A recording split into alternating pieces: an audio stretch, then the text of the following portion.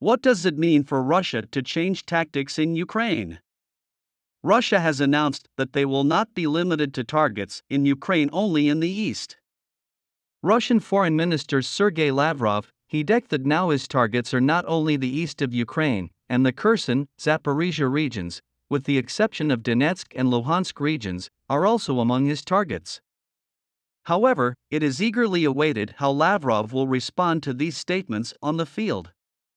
Because, according to military experts, Russia, which has suffered very significant losses in Ukraine in terms of the number of soldiers and military equipment, may not find its desired equivalent on the ground. According to military experts, Russia's military influence in Ukraine is projected to decrease in the second half of the year. In such an environment, it is considered that Russian Foreign Minister Sergei Lavrov, who made a statement about his goals, gave a message to the Russian public. Sergei Lavrov expressed discomfort with the weapons assistance provided to Ukraine by Western countries from the point of view of them, adding that weapons with high-level technology cause difficulties for them in the field.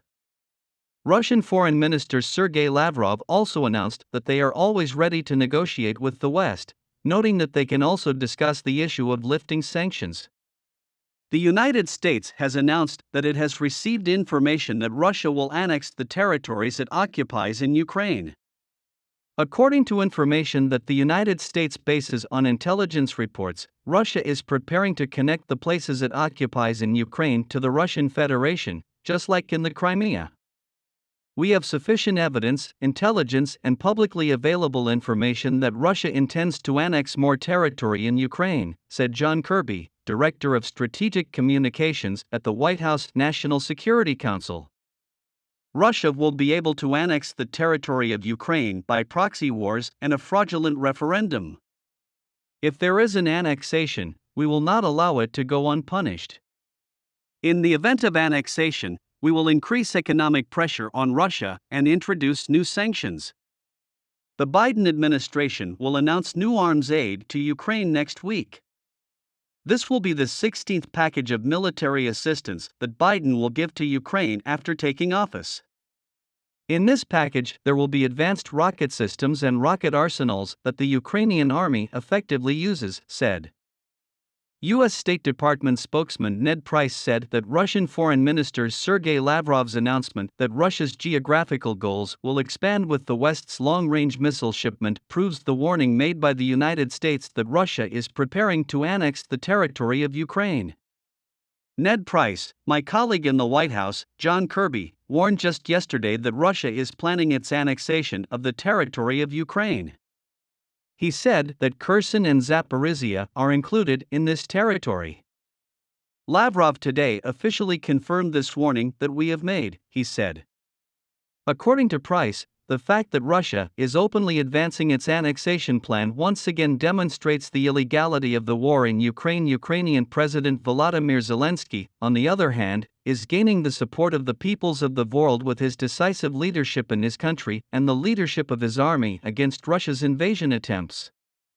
Zelensky, who has carried out significant dismissals of intelligence agencies, especially the Security Service of Ukraine, had reported that he would fight against those who cooperate with the Russians. In particular, military arms support from NATO and the West has made a significant contribution to Ukraine's resistance to Russia. Military experts note that Ukraine has been successful in preventing the invasion of its strategic territories by making good use of military technology that has fallen into its hands, inflicting significant losses on Russia.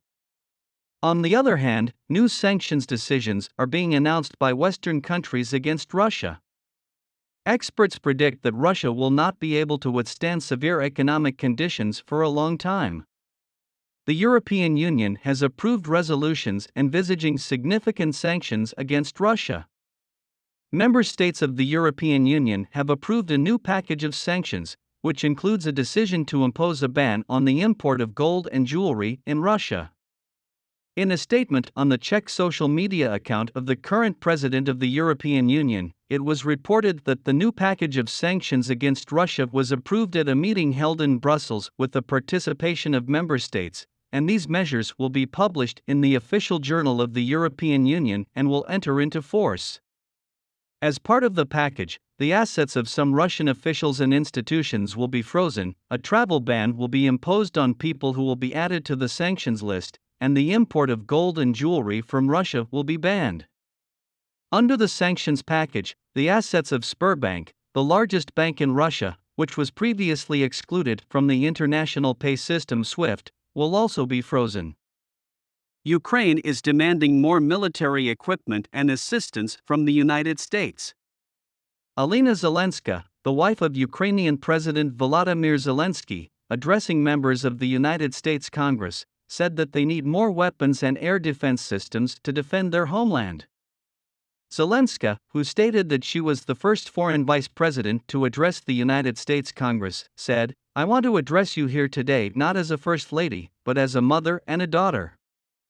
Often the spouses of presidents talk about such peaceful issues as education, human rights, equality, accessibility. Maybe you expect me to talk about these things, too. But how can I talk about these issues when there is an invading terrorist war for no reason against my country? Russia is destroying our country. Your support for us is very strong. While Russia is killing, America is saving lives.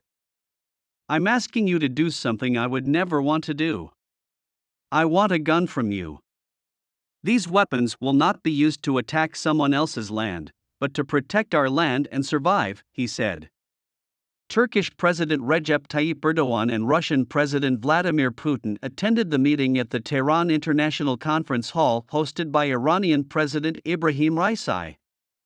We will help export Ukrainian grain, but we are proceeding from the fact that all restrictions on the supply of Russian grain will be lifted, Putin said at the summit. So far, no objections have been received from anyone, including one of our American partners. Let's see what comes of this. The U.S. has lifted restrictions on Russian fertilizers. I hope that the same will happen with Russian grain exports if they sincerely want to improve the situation. We are ready now. Our export potential is 30 million tons of grain. By the end of this year, this will be 50 million tons, he said. The fact that Putin limped off the plane after getting off when he arrived in Iran was one of the important issues on the agenda. British publications point to Putin's illness, focusing on the possibility that his illness is progressing. Earlier, media reports had spread rumors that Putin may have Parkinson's or cancer. The fact that Putin, who usually waits for his guests, had the same attitude was another item on the agenda. American and British newspapers were followed by the Western press as Putin waited for Turkish President Recep Tayyip Erdogan in front of the cameras for about 1 minute during the meeting in Iran. According to Josep Borrell, a high representative of the European Union for Foreign Relations and Security Policy, thousands of people's lives can be saved by an agreement under which the blockade on Ukrainian grain will be lifted. Borrell said, "This is not a diplomatic game, this is a matter of life and death for a lot of people. I don't think sanctions against Russia are a mistake. We had to do whatever we need to do," said. Borrell said they will not give up sanctions against Russia's threats to cut gas and will stand by Ukraine. 3 people lost their lives as a result of a cannon shell hitting the area where civilians were decimated in the Russian army's attacks in the city of Kharkiv. It was learned that people were waiting for a bus during the explosion that occurred near the bus stop. Ukrainian civilians are having a hard time because of the attempted invasion. This issue was also on the agenda of the deputy spokesman of the Secretary General of the United Nations, Farhan Haq. At a press conference at the United Nations headquarters in New York, Haq announced that more than 11,800 civilians have been shot down since the beginning of Moscow's military operation in Ukraine, and the number of those who have lost their lives has exceeded 5,100. The actual number of civilian casualties is likely to be much higher, Haq said. The United Nations is deeply concerned about the increase in reports of indiscriminate attacks that affect civilians. The parties to the conflict must comply with their obligations under international humanitarian law to protect civilians and civilian infrastructure in Ukraine, he said.